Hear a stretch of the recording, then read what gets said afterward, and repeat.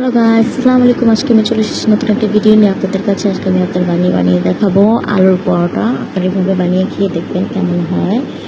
এটা এভাবে বানালে আমি যেভাবে বানাচ্ছি সেভাবে বানিয়ে দেখবেন, খুব টেস্টি হয়। এখন আমি এখানে 2 কাপ আটা, লবণ, পানি দিয়ে দিচ্ছি। সামান্য পরিমাণে লবণ, আপনাদের টেস্ট বার অনুযায়ী লবণ দিবেন। আর আটাটা একটু সফট হবে। আরেকটু পানি লাগবে আমার, এর জন্য আমি আরেকটু পানি দিয়ে দিচ্ছি। আটাটা সফট করে মাখতে হবে। এখন আমার আটা মাখা হয়ে গেছে। এখন আমি এটাকে আধা ঘন্টার জন্য রেস্ট রেখে দিব। আধা ঘন্টা পরে আবার আসবো। আমি এখানে আলুটা সেদ্ধ দিয়ে দিয়েছি, আমার আলুটা সেদ্ধ হয়ে গেছে। আমি এটাকে ছিলে নিব সুন্দর করে।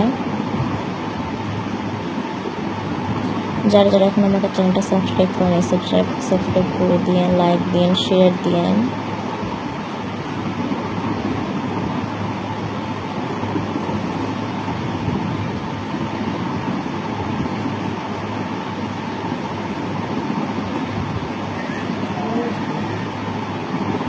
দেখেন আমার আলুটা ছিল শেষ। এখন আমি শুকনো মরিচ মিশে নিচ্ছি।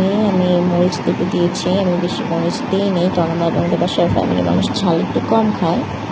এর জন্য যার যতটুকু ঝাল প্রয়োজন, যারা যতটুকু পছন্দ করেন ততটুকু পরিমাণে ঝাল বাড়িয়ে দিবেন। আমি পেঁয়াজটা কেটে নিচ্ছি আলু ভর্তার জন্য। আলু পরোটা বানাতে আলু ভর্তার প্রয়োজন।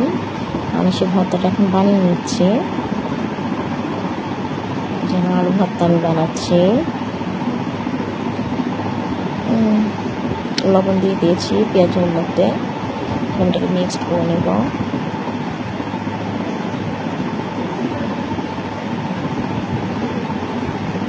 যারা যারা আমার চ্যানেলটাকে এখানে সাবস্ক্রাইব করেন, একটু সাবস্ক্রাইব করে দিয়েন। এখানে আমি শুকনো মরিচ যে তেলটা দিয়ে ভেজেছি সেই তেলটা আমি আলুতে দিয়ে দিয়েছি, তাহলে ফ্লেভারটা সুন্দর আসে। আলু ভাতাটা মাখা শেষ। আমি আটাটা দেখছি, দেখেন কি সফট হয়েছে আটাটা। এখন এটাকে আমি রুটি বেলে নেব। অনেক সফট হয়েছে, দেখতেই পাচ্ছেন আপনারা। এখন তাওয়াটা চুলায় গরম হতে দিয়ে দিয়েছি। এখন আমি এখানে রুটিটা ছোট্ট করে একটু বেলে নেব।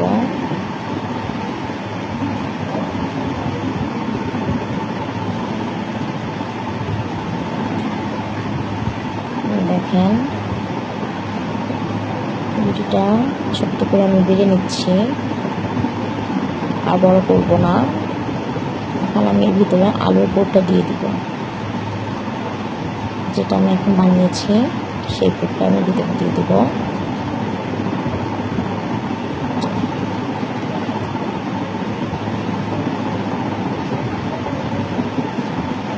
কে কে আলু পরোটা খেয়েছেন এভাবে ঘরে বানিয়ে আমাকে জানাবেন,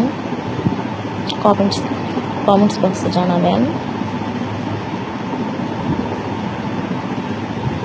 এভাবে মোমো যেভাবে পেঁচে রাখে সেইভাবে এটা পেঁচিয়ে নেবেন।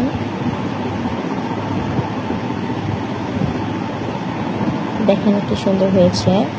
আমি কিন্তু হাত ওয়াশ করে নিয়েছি ভালোভাবে, এর কিছু মনে করবেন না। আমি 2 হাত দিয়ে বানাচ্ছি, আমার হাত ভালোভাবে ওয়াশ করে নিয়েছি আমি এটা বানানোর আগে। এখন আমি এটাকে একটু আটা ছিটিয়ে দিব। আটা ছিটিয়ে নিয়ে বেলে নিব।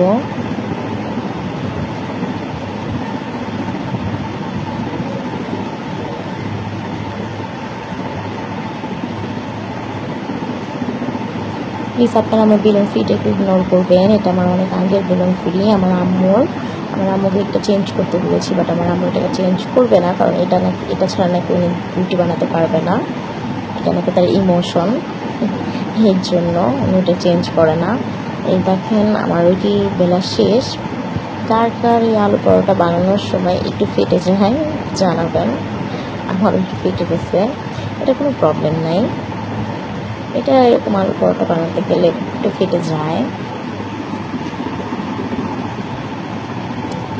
পরোটাটা বানানো শেষ। এখন আমি পরোটাটাকে ভেজে নেব।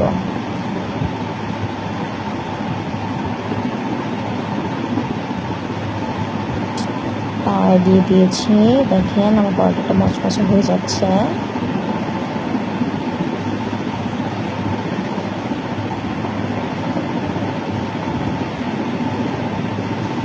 দেখুন কি সুন্দর হচ্ছে, কালারটা আসছে। আমি পরোটা একটা ভেজে আমার আব্বুকে দিয়ে দিয়েছি, এটা সেকেন্ডটা।